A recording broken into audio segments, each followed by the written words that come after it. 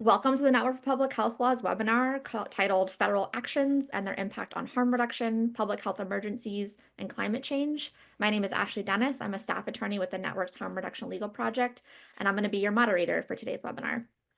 Couple of housekeeping notes. The slides and a recording of today's webinar will be available in the next few days, and you'll get an email notifying you when they've been posted to our website. So it's recorded. You don't have to worry about being on or off mute, so you won't end up in the recording. It's just going to be us.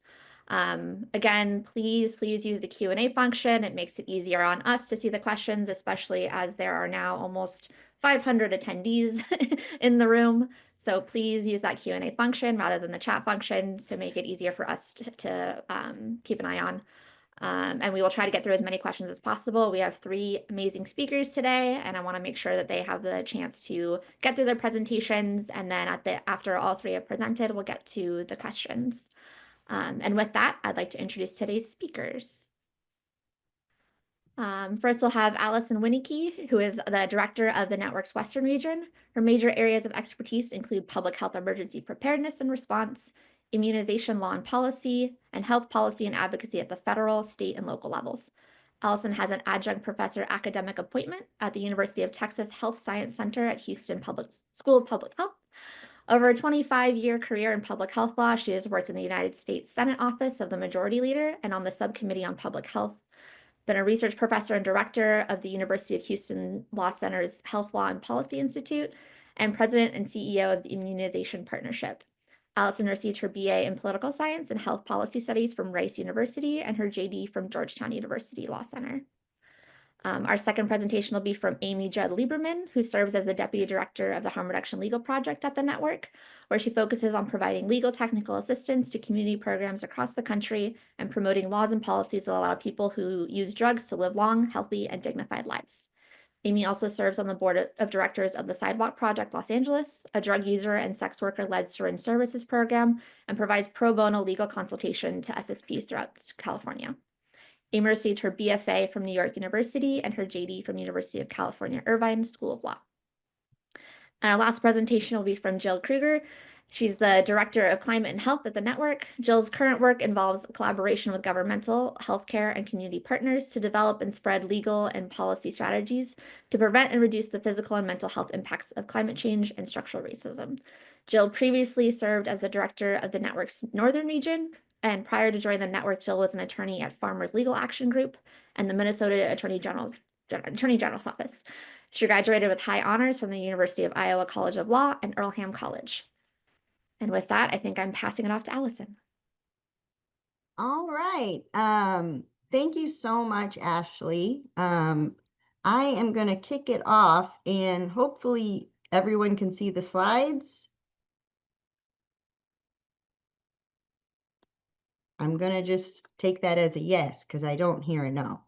Okay, so I am going to talk about today some of the federal actions that have been going on regarding funding and public health reorganization and cuts, and how those have an impact on outbreaks and emergencies. Okay, so a quick roadmap. I'll give introductions. I'll talk a little bit about our conference coming up, because this is a preview of some of the material at our conference. And then I will turn it over to my fantastic colleagues to give their presentations. And just so you guys know, as always, we are lawyers, and we have a disclaimer that this is for educational use only and is not providing legal advice.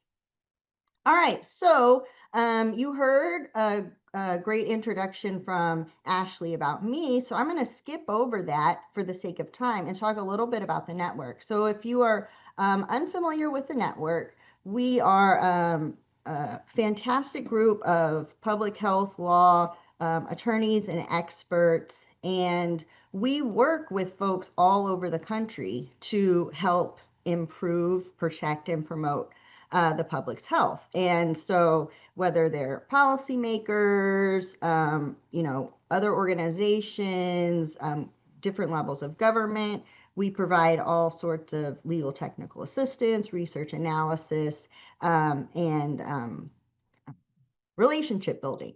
And so it's a great organization, and I'm so happy to be a part of it. And I'm going to click to the next slide here, try to. It seems to be frozen. Oh, here we go. And so we have folks all over the country who work on every, variety of public health issue. And as you heard from Ashley, I'm the director of the Western region. We also have a mid-states region and an Eastern region. And any type of public health law issue, we have someone on our team who can help with that. So we want to know what you're working on. I always want to recommend that folks, check out our website for resources. You can put in a request for assistance, which is part of what we do as a nonprofit to help folks with public health law issues. And very importantly, attend our awesome conference that is coming up. So what we are doing today is kind of giving you a preview of some of the things that you'll hear at the conference for presentations. And I'm trying to go to the next slide. Here we go. So we have our biennial public health law conference. It will be this September in Seattle. And so we really, really encourage you guys to come. We're going to talk about, these topics at the conference, but there's an amazing slate of speakers and an amazing set of tracks. And so we have six major conference tracks. We're going to have talks on advocacy and community engagement, emerging issues and legal challenges in public health law, harm reduction and overdose prevention track, a track on health equity and racial health equity, another track on strengthening public health protections, and last but not least, a track on public health data access, sharing, and privacy. So anything you're interested in, I am sure there's going to be a top-notch presentation at our conference. And we also have 4 pre-conference workshops that I recommend that folks sign up for.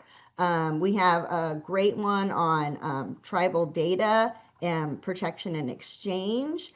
We'll also have a harm reduction pre-conference workshop for people who use drugs and public health protections, a reproductive health care pre-conference workshop, and also a public health career planning for students and early career professionals. And I'm going to be helping out on that. And I know my colleagues are helping out on some of these other ones as well. All right, well, let's jump into the meat of it. You guys, I'm sure, are familiar with public health, and I just wanted to remind you that, we have this balance in public health where we're trying to balance the individual rights against the government's duty to protect the public health. And we've had so many cases in front of courts recently. I'm trying to go back a slide because I skipped one, but I wanted to highlight, the judiciary's role in public health law, and it really is to sort of reach that balance. All right, so I'm going to move forward here and talk about some recent executive orders and litigation because there have been a lot of actions. And so, in this spring with the new administration, there have been, a slew of executive orders and other actions at the agency level. And, for us, we're primarily concerned with HHS, Health and Human Services, that have impacts on, public health organization, funding, structure. And one of the things that I'm particularly interested in is how is that impacting our public health preparedness and response to disease outbreaks. So just to give you kind of a quick overview about executive orders and what they mean, they do have the force of law, same as what we're familiar with, statutes and rules and regs and case law, but they are particularly tailored to impact the federal government. And so an executive order, directs an executive agency on how to implement the laws. And so it doesn't necessarily have a direct impact on folks outside of an executive agency, but it does have a real and practical impact for all who, interact with that federal agency. And very importantly, an executive order cannot override federal laws that are passed by Congress. And so to end an executive order, there's basically three ways to do it.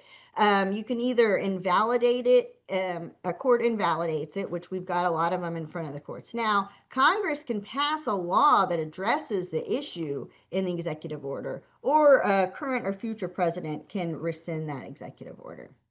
And if you want some further information and resources on executive orders, particularly how they impact public health, we, with our partners in the Act for Public Health Law Partnership, have put out a resource, and there's a link for it there on our Act for Public Health website.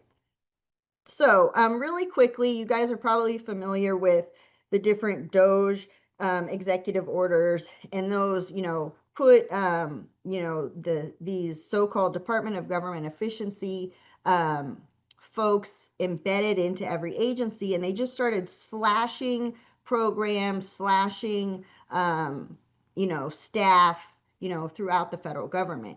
Well, unsurprisingly, there was several lawsuits about that, because that's one of the things.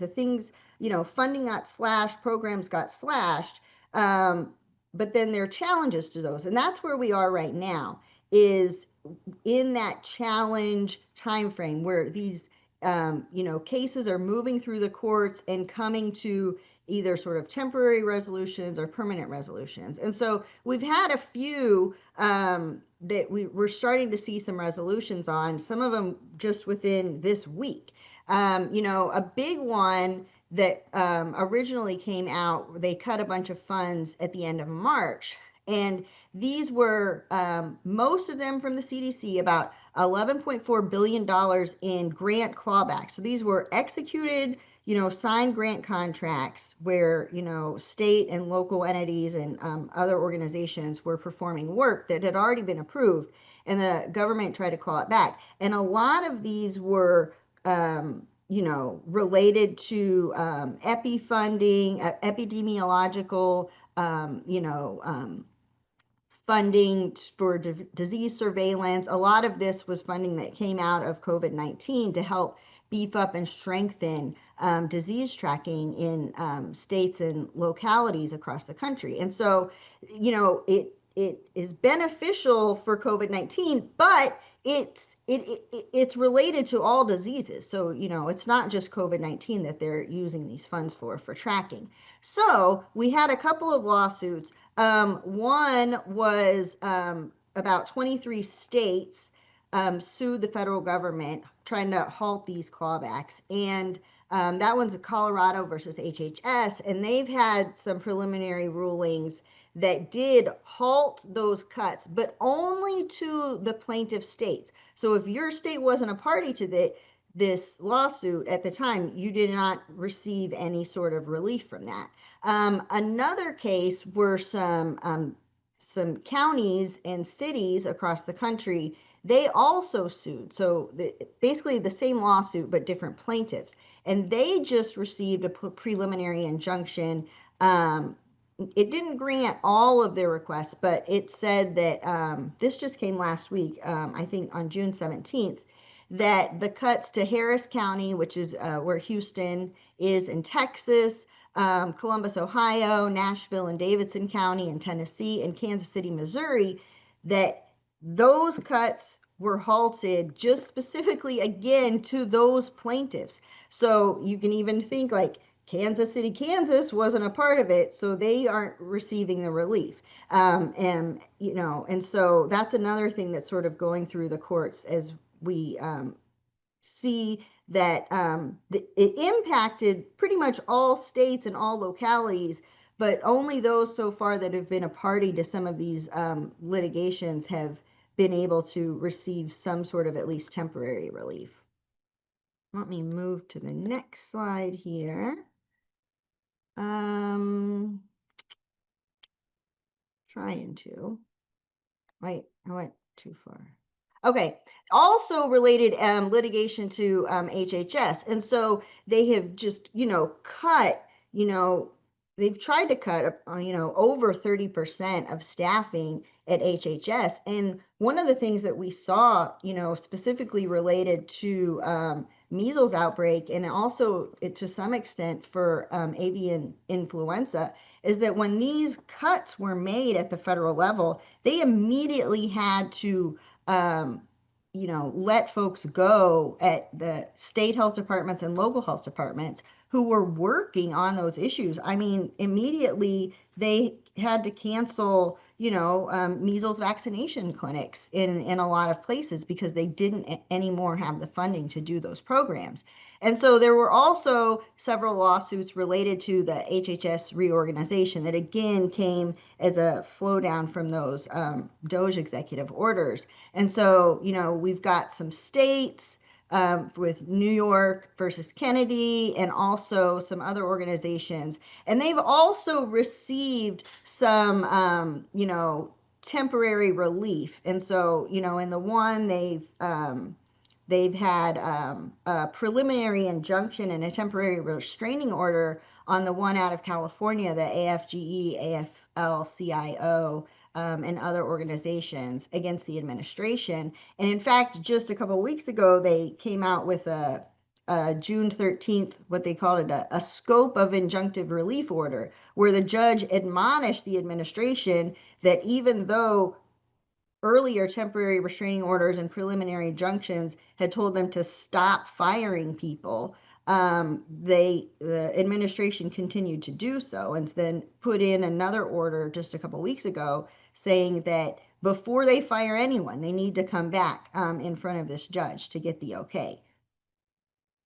And then we've also seen several executive orders that are also having an impact in public health under sort of the anti-DEIA, LGBTQ plus, and environmental justice, trying to end programs related to that. And so it almost is like the administration did like a control F, a control find to just search for grants that mentioned any of these programs and then cut them, even if, they had, were related to broader than just this a small scope. And so this also had a big impact on state and local health departments in responding to disease outbreaks. And unsurprisingly, there were litigation coming out of these.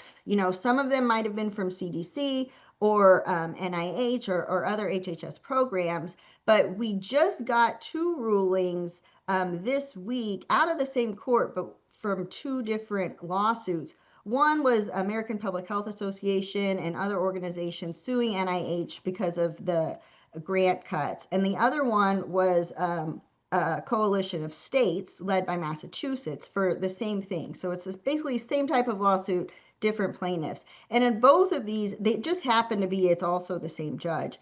The judge ruled that the NIH cuts that have been made this spring were arbitrary and capricious and, and also unlawful. And so that was kind of a win to recoup some of these cuts, but it still puts, these state and local health departments and other organizations, universities who are doing research in a precarious position because they may get some temporary relief, but long term, the dust hasn't completely settled.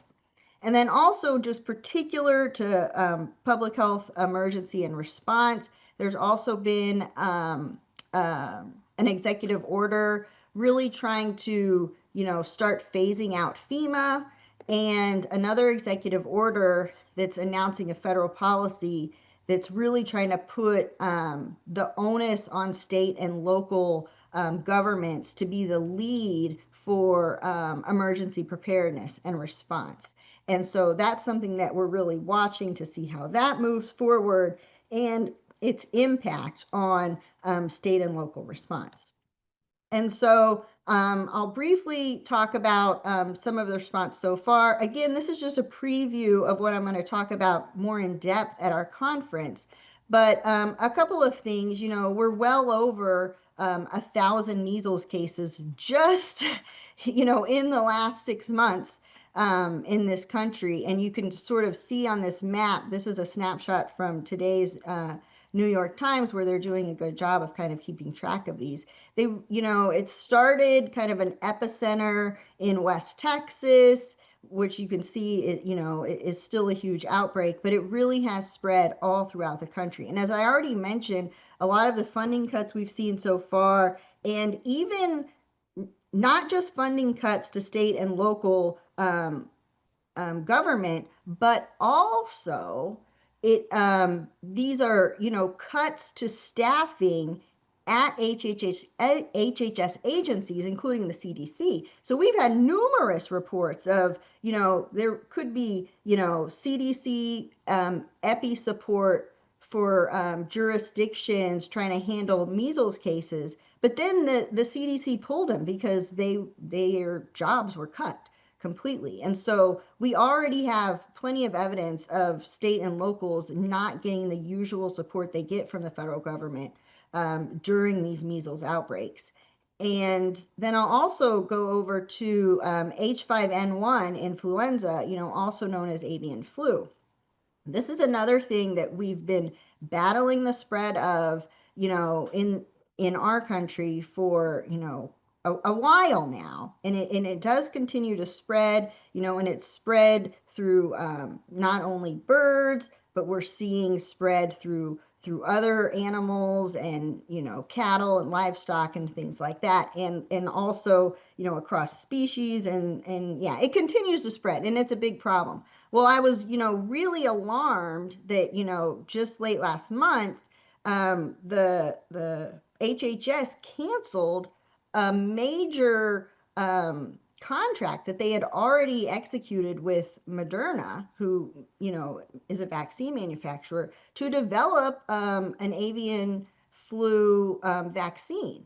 And so they're in the middle of this process. That it's not some new thing that they've been working on, but now this $700 million contract is been cut, and now we've just completely stopped H5N1 influenza pandemic vaccine research. And so that's another huge problem that really puts us behind as this continues to spread in the US and throughout the world.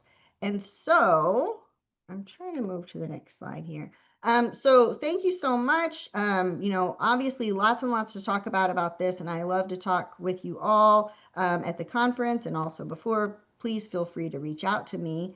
And now I'm gonna turn it back over to Ashley to introduce our next speaker. Thanks, Allison. Lots of information. I'm really excited for your conference session. So next we're going to have Amy Lieberman, the Harm Reduction Legal Project's Deputy Director, talk about what we're seeing in harm reduction. And to address one of the questions, the slides in the recording are going to go out. Keep an eye on the network's website. Thanks. Thanks, Ashley. So yeah, our presentation at the conference in the fall is still a work in progress because much to our relief, but also our trepidation, harm reduction has actually not been a top priority for the federal government yet. But we have no idea when that will change. By September, in a month, by this afternoon, who knows? So my name is Amy Lieberman, and I'm the Deputy Director of the Harm Reduction Legal Project. Next slide, please. The Harm Reduction Legal Project works to address the legal and policy barriers that impede the establishment and expansion of evidence-based harm reduction measures, such as naloxone distribution, syringe access programs, and access to evidence-based substance use disorder treatment. I like to summarize it as, if you are a person who is trying to help people who use drugs not die and not go to prison, then we can help you. Next slide, please. So a little bit of background, as everyone is well aware, lots of people are dying. Nearly 107,000 people died of overdose in 2023, most caused by opioids or opioids in combination with other drugs, but stimulant-related overdoses are rapidly increasing.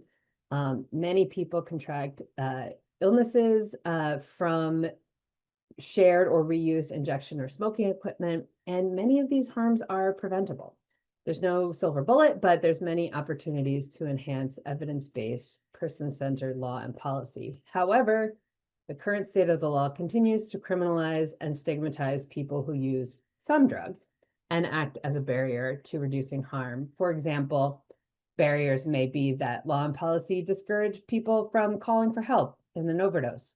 They make it difficult to access the overdose reversal medication naloxone from time to time, makes it difficult to access proven treatment for opioid use disorder, criminalizes the possession and distribution of syringes and other injection supplies, and effectively criminalizes people who use drugs. Next slide, please. There is a little bit of good news. Overdose deaths appear to be decreasing. However, the bad news is everything is. There's an exceedingly contaminated illicit drug supply in the United States, with new contaminants popping up constantly, increased co-occurring health concerns, cuts in funding for harm reduction programs, both domestic and internationally, cuts in funding for naloxone purchasing and distribution. One of the reasons that is hypothesized to be behind the decrease in overdose deaths is increased naloxone distribution. However, we have already heard of programs getting word from their state that they're going to be cutting the naloxone program, naloxone distribution programs, and the funding that it receives. Opioid settlement dollars being squandered with very little oversight. And of course, the war on drugs continues to destroy everything that it touches. Next slide, please. So, like I said, federally, we seem somewhat low priority. There's no on-point executive orders yet. There have been rumors that there will be an executive order declaring fentanyl as a weapon of mass destruction, which could have a drastic effect on people who use drugs, as fentanyl is in basically the entire opioid supply in the United States. There's been no major federal law changes yet. No new major exactly on point court cases yet. However, there's been several federal actions that will affect harm reduction negatively, such as the proposed Medicaid work cuts and work requirements, the Grants Pass versus Johnson decision, as many people who use drugs also are unhoused. The proposed cuts and already done cuts to HHS and the possibility of SAMHSA elimination, which has been floated. SAMHSA will be supposedly moved into the AHA. I refuse to say AHA. That's the only time I'm going to say it. The president's skinny budget says that this administration is committed to combating the scourge of deadly drugs that have ravaged American communities. Unfortunately, under the previous administration, SAMHSA grants were used to fund dangerous activities billed as harm reduction, in quotes, which included funding safe smoking kits and supplies and syringes for drug users. And the budget proposes to refocus activities that were a part of SAMHSA and reduce waste by eliminating inefficient funding for the mental health programs, substance use prevention programs, and substance use treatment programs. And claiming that they duplicate other federal spending or are too small to have a national impact, which we know is not true. Next slide, please. So some things that have been happening in harm reduction and drug policy, some big, bold moves are the establishment of overdose prevention centers and decriminalization. I'll talk about decriminalization first, even though I have that last. Measure 110 in Oregon several years ago decriminalized personal use amounts of drugs. Then COVID happened, and people could see people using drugs out on the street, got very upset about it, and drugs were recriminalized last year in 2024. The federal government didn't do anything to intervene, but that was in a previous administration. Overdose prevention centers have made some strides in the United States. Rhode Island has passed a law that authorizes OPCs, and their first center opened in the fall. Vermont passed a law after a governor veto override by the legislature but they don't have any operating centers yet. The regulations were supposed to be promulgated. I'm not sure that that happened yet. In New York, we have currently operating overdose prevention centers that are not authorized by the state, but operate in the city with city support. Minnesota's passed a law providing state funding for OPCs. And I just wanted to mention that in California, unlike in Vermont, the legislation was passed to authorize OPCs, but our delightful governor vetoed that measure. There has been federal action on overdose prevention centers. Several years ago, Philadelphia attempted to establish a overdose prevention center, and the federal government sued. Right now, the Third Circuit ruling is still the current holding, but appeals are ongoing. And so that Third Circuit ruling saying that overdose prevention centers violate the crack house statute, that say that they're operating or owning a location where the purpose is to use drugs. But that only holds in the Third Circuit for now. Next slide, please. However, our tried and true 30 years of efficacy and research programs, syringe services programs that have long been the backbone of community overdose prevention have come under attack. Thank you, Kellen. The OPC guidelines were published, and I'm so excited for them to open their first center. So syringe services programs have expanded services to become hubs of prevention and treatment in communities. They can be a safe space for people who use drugs to feel accepted, loved, and understood. Community organizations using government funding have been proven to be superior to public health departments operating these programs on their own because they're constantly connecting with people who use drugs. So they're constantly able to change to provide needed services. However, we're seeing attacks on SSPs nationwide. These are mostly local opposition, not necessarily state action or federal action, but when it's almost as if by finally acknowledging the presence of and necessity of harm reduction practices, the previous administration kind of put a target on these SSPs' backs. Obviously, that wasn't the intention, but people who never noticed SSPs before suddenly were offended by them. And we know that there is a network of opposition, much like the networks that have propelled far-right ideas throughout the country. We've not yet found a way to make that network to fight back, but this is one of the things that we're going to have to do to survive as a movement. So example policy strategies that could improve outcomes for people who use drugs are the university availability of medications for opioid use disorder, naloxone, and access to care via Medicaid or otherwise, safer supply interventions, strengthening of Good Samaritan laws, amending or repealing paraphernalia laws, and removing criminal penalties for drug possession. There's a wide variety of choices depending on the context and the needs. We can also use funding more effectively. For example, in naloxone policy, that intramuscular formulation is much cheaper than nasal and can easily be used by people who use drugs, but it's not as familiar to people that aren't in those communities. And so a lot of states are using their naloxone funding to purchase much more expensive nasal formulations. We can focus distribution efforts on people who use drugs and have heavily impacted communities, and focus on large amounts of generic low-dose naloxone versus expensive, unnecessary, and high-dose products.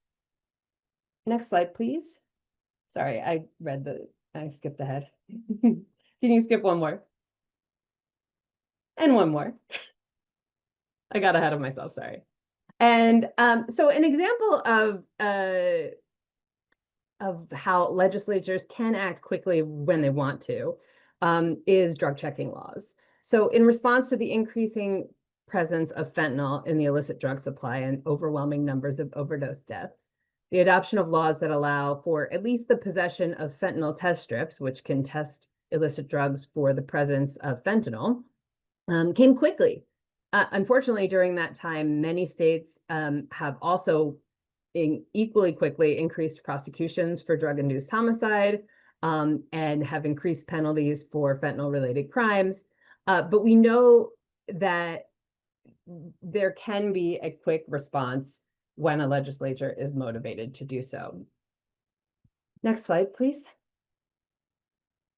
So as public health professionals and attorneys, how can you help? We should encourage states to systematically examine their laws and be forced to justify those that cause harm. Localities should partner with community-based organizations and people who use drugs to find creative ways to support harm reduction. There's an abundance of dedicated people and groups who are committed to harm reduction, but most lack legal knowledge or access. And there's lots of skittishness in the government regarding harm reduction, including in health departments. And there's a lot of lack of trust from harm reductionists and the government or the law. So we need experienced public health attorneys who understand and support harm reduction and will help advocate for person-centered, evidence-based, non-stigmatizing law, policy, and action. Evidence and education are important, but they're usually not enough, and we already know a lot.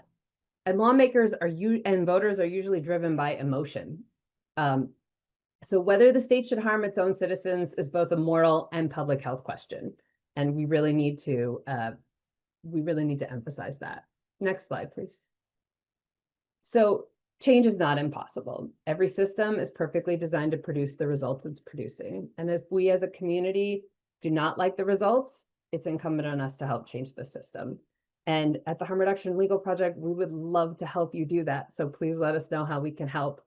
The number one thing I can advise is that the illicit drug supply moves so much faster than any drug policy. So listening to and being led by people who are currently using drugs and currently providing harm reduction services to those people is the only way forward. And these communities are among those with the least power in our society, and therefore we must cede our power to them. Please feel free to reach out and connect with us on Twitter, Instagram, or through email, or connecting with the network. Ashley?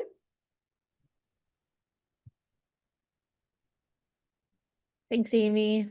I'm also looking forward to our panel at the conference. It's going to be great. Hopefully the world won't implode between now and then. With that, I will pass it to Jill, and I'm just really excited for all of these presentations, even though they're kind of a bummer. But Jill, take it away. All right. Thank you, Ashley. As Ashley said, I'm Jill Krieger. I'm the Director of Climate and Health at the network, and I will be talking about federal executive orders and the threats they pose to reverse course on climate change. Next slide, please. Now, if I'm going to talk about changing course on climate change, it seems like we ought to start with where we have been or where we were prior to 2025. So I'll share a few quick examples of what I would say was growing momentum to address the health impacts of climate change. And I'll walk through those. They're just examples. They're not a comprehensive overview, but a snapshot of some of the momentum and the status before 2025. Next slide, please. So since 1990, the Global Change Research Act has required the federal government to assess the state of what it called at that time global change or global warming. And as these things do, it took a while to get going. The first national climate assessment was in the year 2000. The fifth national climate assessment was released in 2023, and had a number of, I think, important findings. One, it identified risks to health associated with climate change, including increased morbidity and mortality related to heat, increasing geographic range of certain infectious diseases, poor air quality from wildfires, etc., certain adverse pregnancy outcomes, increased rates of pulmonary, neurological, and cardiovascular disease, and worsening mental health. So that's a pretty broad array of health impacts of climate change. The fifth National Climate Assessment further found that there's increasing harm from the increasing frequency and intensity of severe weather events. It found that that harm is disproportionately visited upon communities that have been marginalized, including people of color, young people, senior citizens, low wealth communities, and others. But finally, the National Climate Assessment found that timely, effective, and culturally appropriate adaptation measures can protect human health and equity. Next slide, please. Now, consistently, experts have identified preventing the release of greenhouse gases and emissions from the combustion of fossil fuels as the number one strategy, excuse me, to reduce climate change and to reduce the health impacts of climate change. And we've seen at the federal level historic investments in that transition to renewable energy through the Infrastructure Investment and Jobs Act and through the Inflation Reduction Act. We've also seen, and formerly these were called renewable energy standards or renewable portfolio standards. More recently, in the last year or two, these have been called clean energy laws. So states such as Michigan, Minnesota, and cities like Des Moines, Iowa, and Burlington, Vermont have passed ambitious targets for the transition to clean energy, typically a percentage goal of energy from renewable sources by a certain year, and then ratchet it up as the years go on. Next slide, please. We'd also seen progress on addressing those unevenly distributed harms of climate change, and a growing awareness that some of those harms of climate change were directly resulting from laws and policies, racial discriminatory housing, zoning, and lending laws, such that those disparate impacts were caused by law and thus could be changed through the law and through governmental intervention. And so the Justice 40 initiative targeted dollars and funding to the most affected communities. Now, interestingly, some of the analysis of that Justice 40 project program indicated that if you had used race-neutral methods to identify the communities to receive funding and assistance, it would be virtually the same communities as if you had identified those communities using a race-conscious approach. So importantly, environmental justice is based on data about actual disparate impacts, and has increasingly had shown some impacts in improving health and reducing some of those health disparities. Next slide, please. We'd also seen a growing recognition of the right to a healthy climate, and vindicated through the court system. So in the state of Montana, there was a recognition of the right to a healthy climate. In the state of Hawaii, there was a recent settlement, so not a court opinion, but a settlement of a similar challenge to the transit system as developed by the State Department of Transportation. Now, I will note that both of these states, Montana and Hawaii, have what are commonly referred to as green amendments, where actually enshrined in their constitutions are provisions providing for a right to a healthy environment. Now, most states don't have those provisions, nor does the US Constitution have such a provision. But again, I'm talking about positive momentum that had been existing and still, can continue to exist at the state and local level toward addressing climate change. Next slide, please. A few years ago, Congress passed on a bipartisan basis the Great American Outdoors Act, a historic investment in our public lands and our national parks, as well as developing parks, particularly in underserved areas at the state and local level. And this is important for public health, and my colleague Leah Terry, my former colleague, wrote a blog post for the network's website, just discussing some of the important contributions of access to green space to both physical and mental health, and also to economic health, frankly, as the return on investment in some of these, in particular the National Park Service, the return on investment is pretty substantial. Next slide, please. We'd also seen progress in addressing climate change in the context of emergency preparedness. And I wanted to lift up the National Heat Strategy, which was published last fall. It was an interagency collaborative effort. And really it embodied this approach that's sometimes been called fiscal federalism, this approach that sets forth both the financial contributions as well as other contributions of the federal government and the collaborative relationship with state and local governments. And so was really designed to say, how can existing federal authorities and funding resources be directed to most effectively assist other levels of government to address extreme heat and protect their citizens? Now, interestingly, the first few provisions of that strategy are pretty familiar: heat resilience information, planning and decision making, early warning systems, safety measures. But the last two parts of the National Heat Strategy, I think, were more far-reaching and moving upstream to look at infrastructure solutions and wildlife and ecosystem solutions. Next slide, please.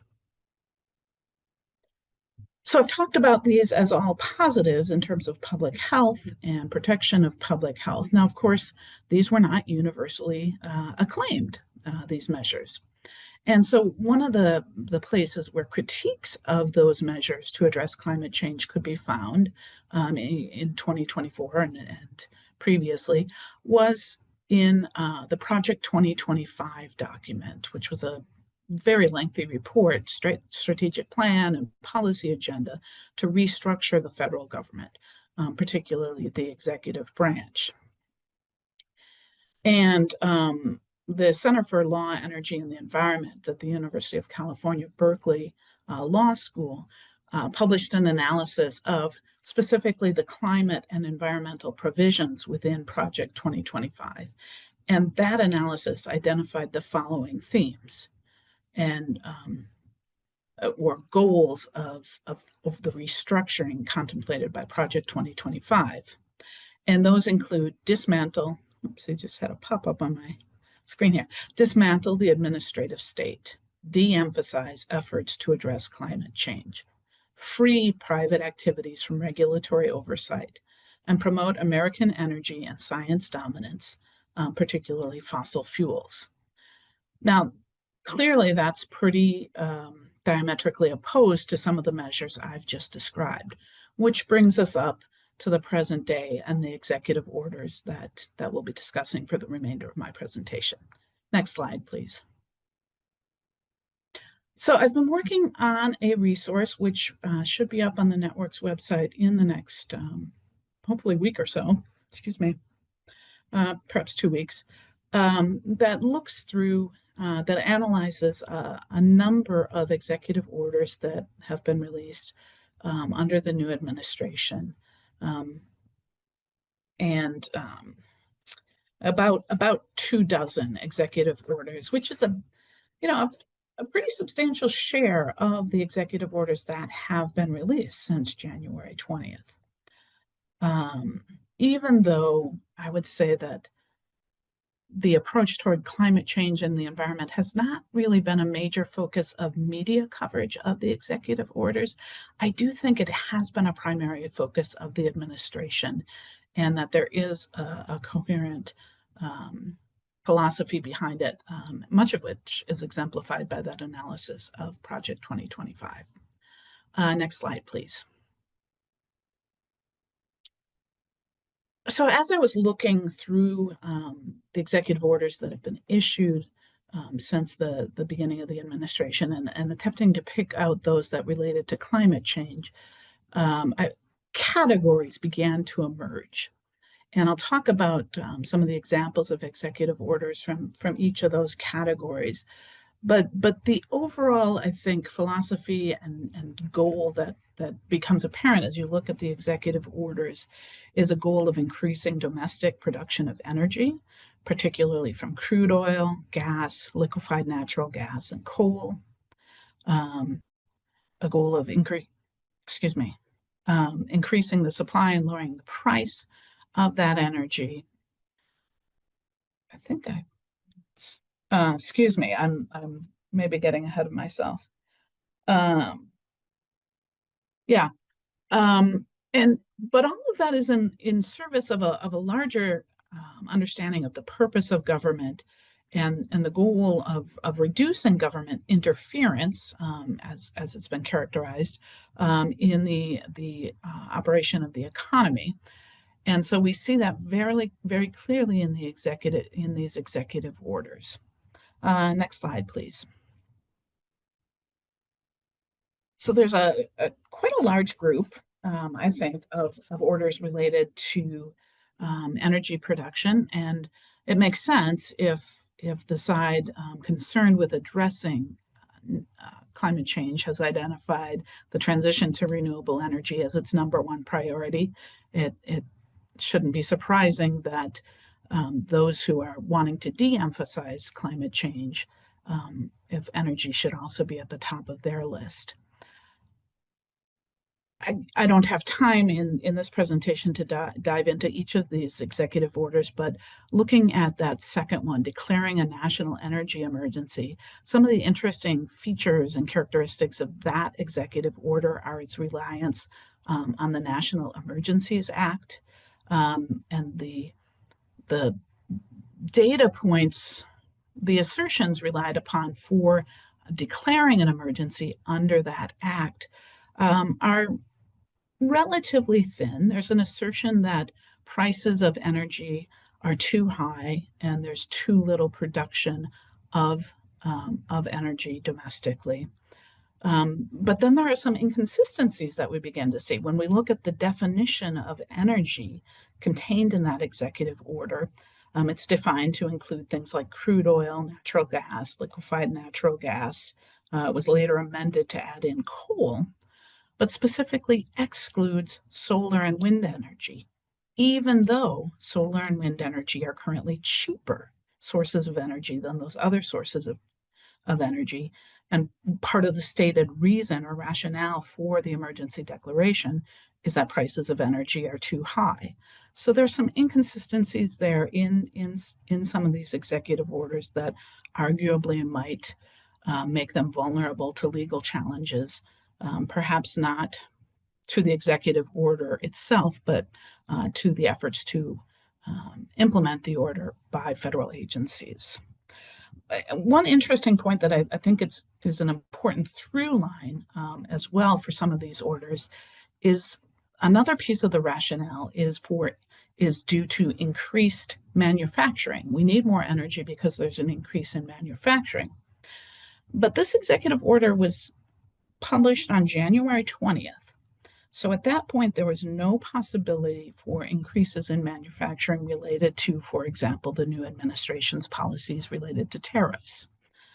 In fact, when you look at some of the data about has there been an increase in manufacturing in recent years, and if so, in which sectors has that increase taken place? Interestingly enough, much of that any increase in manufacturing has been in the sectors funded by the Infrastructure Investment and Jobs Act and the Inflation Reduction Act. That is, those facilities contributing to a transition to renewable energy, whether that's electric vehicles, solar panels, wind turbines, or the like. So interesting to say we need more energy, we need more fossil fuel energy to support increased manufacturing through these laws to enhance the transition to renewable energy. Another rationale for the anticipated increase in demand for energy is the use of artificial intelligence data centers. And for those who may not be familiar, that's something the network does plan to dive into in the next 6 months to 1 year, looking at the environmental impacts of the rapid growth in artificial intelligence data centers. Next slide, please. Okay, there haven't been as numerous executive orders on environmental justice.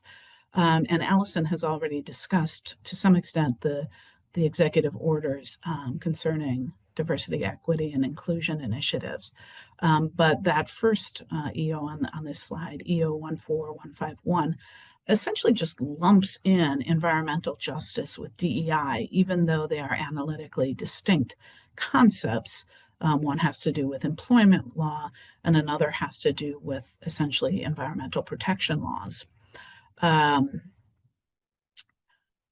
But again, a reversal of course, and the executive order directs the elimination of environmental justice positions, committees, programs, services, activities, budgets, expenditures. So, for example, the Office of Climate Change and Health Equity in the Department of Health and Human Services would be impacted or has been impacted by this order. Now, whether this order exceeds the authority of the president and of the federal agencies is something we'll discuss later. But to the extent that environmental justice initiatives have sometimes been matters of policy rather than law, and policy preferences of the prior administration, they may be more vulnerable to this type of reversal. But to the extent that they issue forth from funding and legal decisions directed by Congress, legislation from Congress, they may be less vulnerable to this reversal by this executive order. Next slide, please. Okay, executive orders on emergency preparedness. And again, Allison addressed these, mentioned these in her presentation as well, so I won't belabor it. But this does seem to be, again, a somewhat more significant focus of the administration. And you can see sort of a through line here as well. The directive to assess the Federal Emergency Management Agency, followed by a directive to let's look at how we can achieve efficiency through state and local preparedness. Again, this is not consistent with the way we've done things previously, and there may be grounds for legal challenges to some of these directives. One order that may have received less attention in the emergency preparedness community is Executive Order 14260, protecting American energy from state overreach. Now, on the one hand, Executive Order 14239 says, oh, let's enhance the role of state and local governments in emergency preparedness. We want them to step up and do more. But that next order says, oh, but we're concerned that states are doing too much. They are engaging in overreach by enforcing their own state environmental laws. And particularly, we're concerned about these types of environmental enforcement actions with respect to domestic energy production. And so I see a connection and put that executive order here under emergency preparedness, both because of, again, those what appear to be inconsistencies about the vision for the respective roles of the state and federal governments, and also because to the extent that the evidence is clear that combustion of fossil fuels is contributing to climate change and more severe weather, frequency and intensity of severe weather events, then removing the authority of the states to enforce environmental protection laws against energy companies would increase the risk of states of facing more severe weather events. So that's another way that these executive orders taken together would reverse course from the direction things had been headed previously. Next slide, please. Okay, executive orders on funding and staffing. There isn't much in these executive orders that's specific to climate change and environmental health and environmental justice. And Allison's already spoken about them, but just like other federal agencies have been deeply affected by measures to cut funding and staffing at federal agencies. So federal agencies charged with collecting data about weather, enforcing environmental laws, promoting renewable energy, all of those agencies are affected by these efforts by DOGE Next slide, please. Executive orders on rescissions and deregulation. There's been a clear effort to identify, and again, consistent with those themes identified in Project 2025, to free industry from government oversight and from regulation.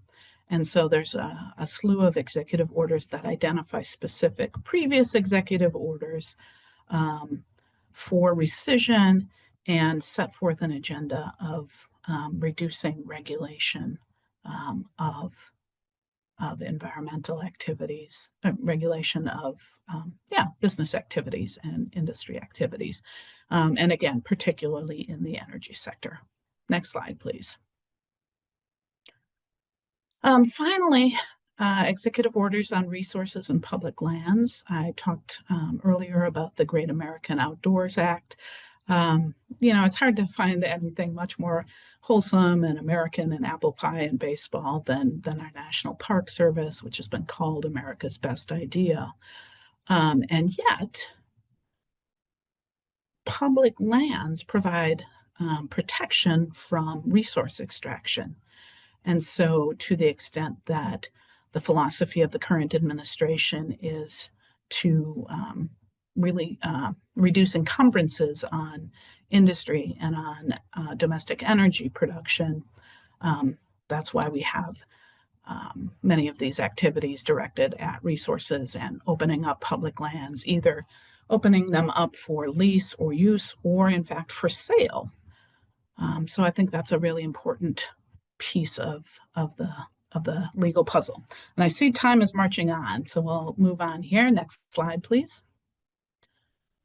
So just briefly, I've alluded to some of this as I've been talking, but policy differences aren't necessarily illegal, right? So the first thing I would notice, some of what I've identified as I've been talking about these executive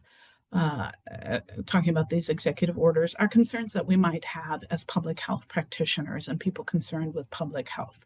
We might notice that these executive orders have a preference for individual rather than collective action, that are skew the balance much more toward individual rights and business rights than toward the common good. We might notice that there's a lot of actions that appear to be contrary to the overwhelming weight of evidence, or that don't evince any consideration of the evidence. They impose barriers to efforts to address health disparities and disregard for the contribution of public lands. Next slide, please. Some of the executive orders do raise constitutional concerns. One of those is separation of powers. The role of the executive branch is to see that the law is faithfully executed, but it's the goal of the role of the legislature to make the laws, and including the power of the purse, the spending power. And so I think some of those executive orders raise questions about that separation of powers concept. Some of the executive orders raise questions about equal protection and questions about the 10th Amendment, which reserves powers not as specifically assigned to the federal government to the states. Next slide, please. And finally, statutory concerns raised by these executive orders. Many of the executive orders include statements like, to the extent consistent with applicable law, but then set forth, directives that appear to be entirely inconsistent with applicable law. So, and Allison spoke previously about lawsuits involving challenges of some of the executive orders and executive actions as being arbitrary and capricious, and that would be under the Administrative Procedure Act, where perhaps one can't challenge the executive order in this way, but to the extent that agencies act as directed by the executive orders, then their actions, particularly with respect to making or amending or repealing rules, might be subject to review for being arbitrary and capricious, again, which might mean contrary to the evidence or without a rationale. Statutory concerns as well, civil service protections in terms of some of those staff reductions, reductions in force, and as well as those reductions in force then raise questions about the capacity to implement laws. So, for example, if the federal government terminates the entire staff of the low-income heating energy assistance program, to what extent will it be able to implement the law? Next slide, please.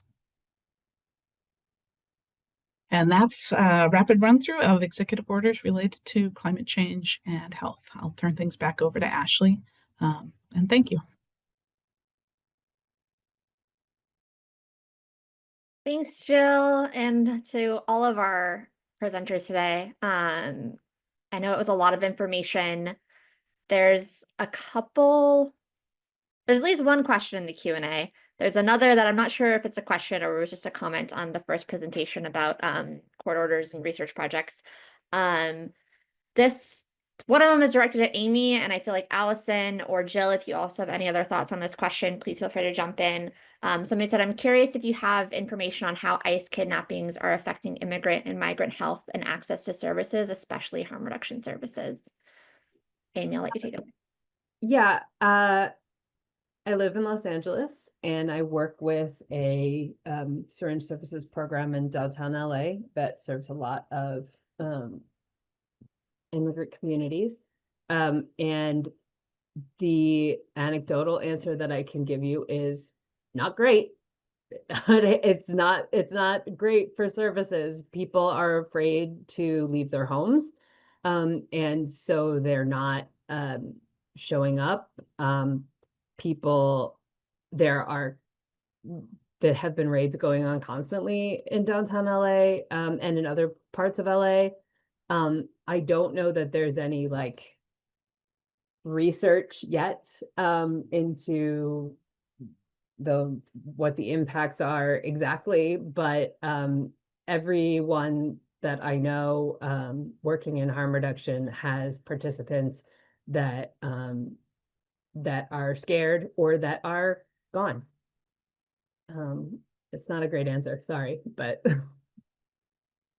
I can just add to that as well, and then let folks know that if you work with people who are concerned and are scared, the resources that I've been sending folks is because like there's not really anything specific to harm reduction or substance use disorder that's out there. There's a couple related to like service providers from the Legal Action Center that are great. Also, just the general information that the ACLU has on their website is usually fairly great as far as like know your rights related to immigration, and that's what I send, especially to folks that are really scared and don't know what to do or what they can do. That's something that you can share with people, and I find it great. And then Key was also dropped in the chat. We also have some on the network's website, resources related to immigration, executive actions, and public health. Please check out our website if you want to see more information there. There's another question in the chat. Can immigration hearings be moved to an online platform instead of in person? My initial response to that is I'm sure that depends on where where and when, and there's a lot of fact. That's a very it depends legal question that I don't have an answer to. I don't know if anybody else has a more clear answer to that. So possibly, potentially, it's going to depend on where you are. I don't have an answer to that question, Ashley, but to the previous question about immigration more broadly, I do think there is a climate change nexus in terms of environmental justice and worker protections, in that, you know, there's been some back and forth recently with the president saying, oh, you know, we're having a problem. ICE enforcement is disrupting agriculture, so we should stop in that sector. Then that was walked back by the Department of Homeland Security.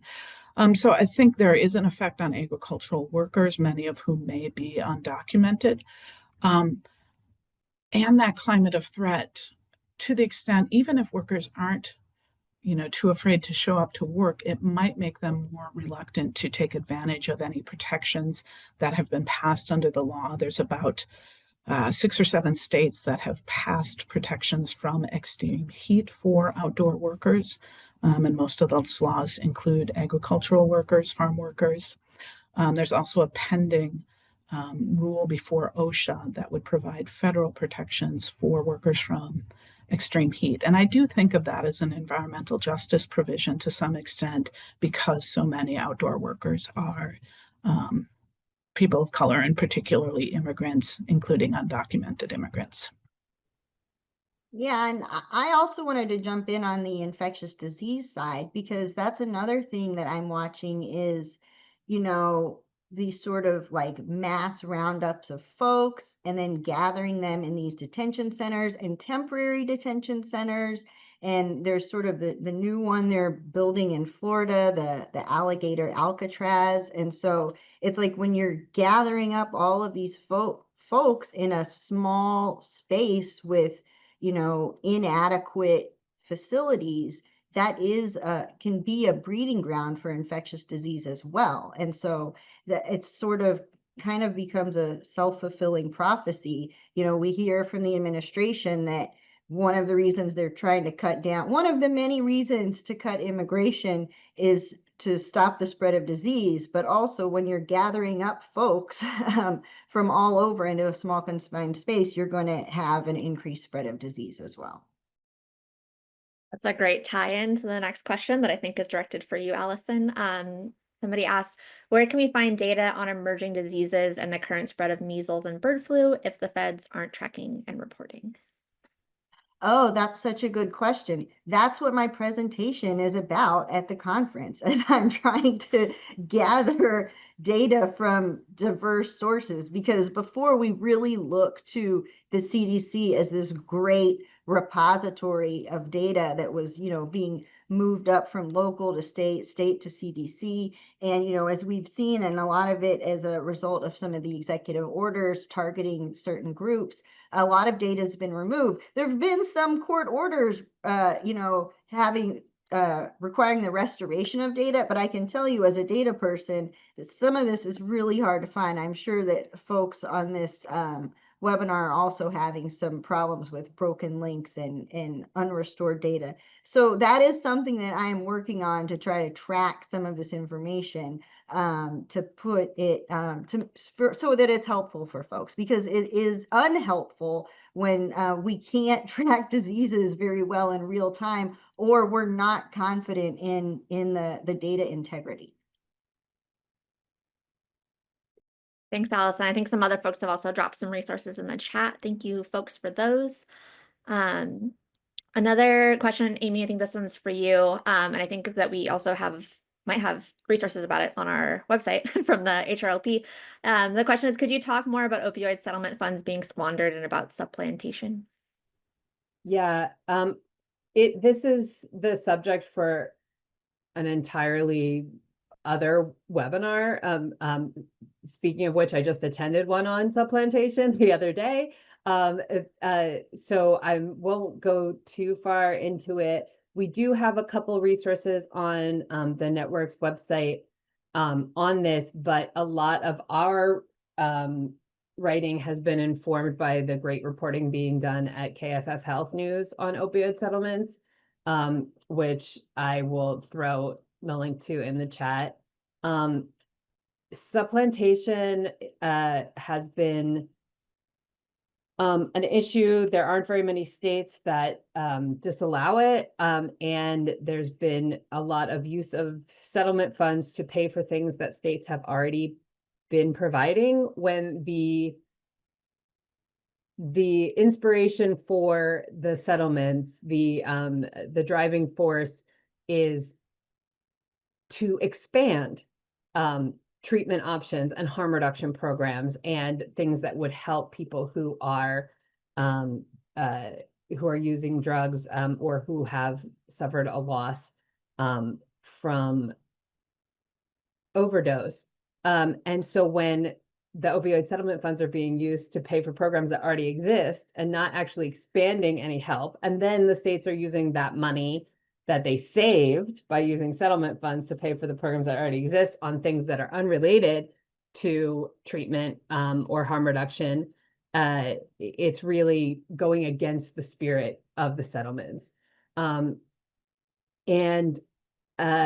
we see that people are really pushing the boundaries of what they are considering expenses that qualify to use the opioid settlement funds on, such as like purchasing new police vehicles so that they can further respond to opioid overdoses. I mean, I'm sure that they have made an argument to themselves about why that is real, but that's not, again, against the settlement, the spirit of the settlements. And I think most people feel like we should have learned a lot more from the tobacco settlements. And the opioid settlements are already getting away from us as well and not being used the way they were intended to be used.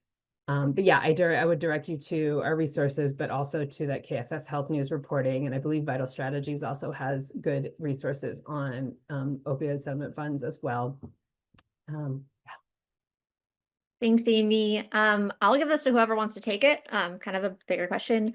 Somebody asked, you reviewed some of the court proceedings trying to invalidate EOs, but are there any potential legislative initiatives that might have a chance of passing if there was greater public awareness? I'm thinking that protection of public lands might have a chance with public pressure. Oh, that's a good question. So I will say that in the current Congress, they have not really been focused on passing any legislation that would contradict any of the executive orders that have been issued so far. And remember, the president's party also controls both the House and the Senate. And so they really are looking to see what they have the votes on, and those are to continue to pass statutes that complement the executive orders rather than would override them. I mean, you're right. The public lands, there's a few kind of discrete things out there that are getting support. We've even seen for the Corporation for Public Broadcasting, which supports NPR and PBS. They've got kind of some bipartisan pushback for the Office of Management and Budget hearing the other day. So yeah, but nothing I would say that would you would see a bill passed. They don't have that kind of support yet. But you can make that happen. Reach out to your senators and representatives to tell them, the importance of these issues and their impact on their constituents in your community, and make them care about it.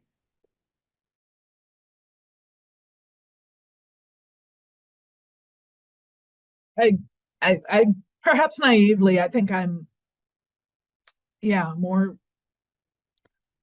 I don't know if it would be more optimistic than Allison, but but it will require massive mobilization. I do think, with recent public nationwide protests, there's some suggestion that we might be approaching a tipping point for some of the more egregious actions that, when the Project 2025 was being first publicized in 2024, the level of support for it was vanishingly low. I mean, it was in the single digits as a percentage. So I do think a lot of folks who have concerns are stymied as to what to do. But widespread public mobilization and articulation of, we don't want strip mining in Yosemite could be a pretty compelling message that could gain a lot of support. And the more public support, I think, then the support of the elected representatives at some point will fall in line. I have to believe that, right? Thank you both. So another question, when investigating reportable conditions, we collect and report to CDC information on A, country of birth and year of immigration, B, history of potentially illicit activities that have been determined to be risk factors for conditions. Name and street address are not reported, but zip code and date of birth and race are. I'm wondering whether it could be advisable for us to review our policies on certain data collection and reporting. I think that's related to kind of like the immigration question. I don't know if folks have thoughts on that. This is a fantastic question, and this is something that, dealing with, folks at state and local levels who are dealing with epi data, it's a real concern, because I've been hearing from all over the country, folks concerned about the trust that once they hand that data off, what will happen to it. And I mean, we've seen so many examples, so far in 2025 of trying to like use AI across all government data sets, irrespective of what department they're in, and trying to sort of connect dots where before there were kind of silos. And sometimes we have we think of silos and data as maybe sometimes bad, but sometimes there's a reason that we have a data silo, and it's for privacy protection. And so that's an issue. I mean, this is something that I wish I had a good answer on, because I will say you are not alone in worrying about what will happen to your data once it is sent off to the federal government. And I hate to say that, because that shouldn't be a concern, but it is right now.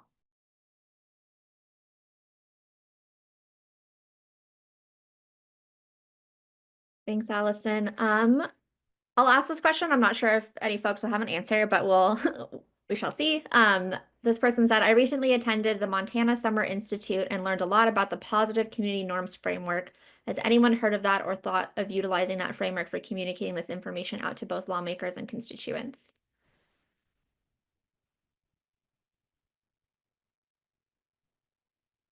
This framework is new to me, I will flag. But I do know that all of us at the network are constantly talking with folks about trying to communicate public health issues to lawmakers and constituents in a form that is not lobbying. It is just getting out information to folks to make sure that they have it in their hands in a way that is from like the public health perspective. I don't know if anybody else has any other thoughts.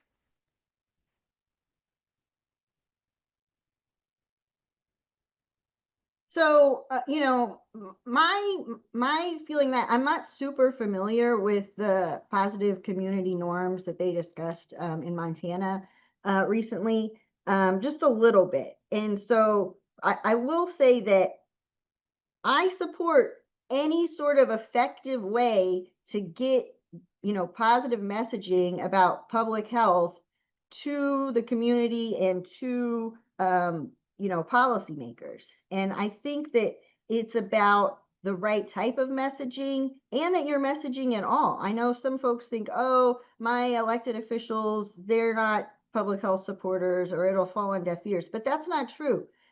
Just go back to like elections 101. The first thing that their first priority once they're elected is to get reelected. And to do that, they need the votes. And so if you tell them that you and other constituents are concerned about an issue, then that puts it on their mind at least. And so you can't say that they weren't aware of it whenever they made the votes. And so that's what I do support sort of these types of positive communications about what are all the good things that public health does in the community, like concrete examples and examples of when that support is gone, the negative impacts. And again, really directed at the community, is sometimes that's helpful for policymakers to know what is the impact in their own backyard. Thanks, Allison. Wanted to flag in the chat for the person who asked the question about reportable conditions. Please reach out to our lovely colleague Darlene. Her email is in the chat, and it's something she's been looking into. So if you were the person that asked that question, since you asked it anonymously, I can't find you. So please reach out to Darlene. Another question, this one I imagine is going to Amy. More on overdose response. While the proposed cuts to SAMHSA, HHS, and CDC are significant, a lot of crucial funding is tied to the SUPPORT Act reauthorization. Can you speak to how this is related to the budget reconciliation currently being debated? The reauthorization has just passed the House a couple of weeks ago. Yeah, I don't have a great answer for that, but I would be happy to talk to you further about it if you want to email. Essentially, a lot of the funding for the SUPPORT Act, so the SUPPORT Act encompasses programs that are going to be cut by this bill. So the funding that's going to be cut in Medicare and Medicaid is also going to affect any sort of any sort of any of the programs that are being covered by the Support Act as well. I don't have a great breakdown on that, but I would love to look into it further. If you would like to send me a message, I'll definitely like to work with you on that. Thanks, Amy. Another question. I don't know if we have an answer on this one.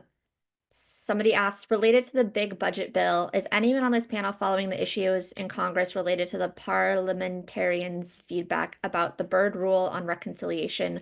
Will her rule following hold? Yes, it should. So I've been following that, and I'm familiar with the Byrd rule. And for those of you who aren't familiar with it, it's basically that when Congress passes some sort of funding bill, that they're not actually like backdooring policy in there for bills that haven't been passed. And sometimes they call it like that, or sort of extra earmarks that haven't really been approved through other legislation. And so, yeah, it should be. I mean, I thought that they were all pretty solid rulings. Some of these, not everything that was struck was necessarily bad, but it does need to go through the process that Congress actually does approve a program or some activity. A lot of these were just pulled from bills that just never got passed yet, but they put the money in there. So it should hold. I would be surprised if they don't.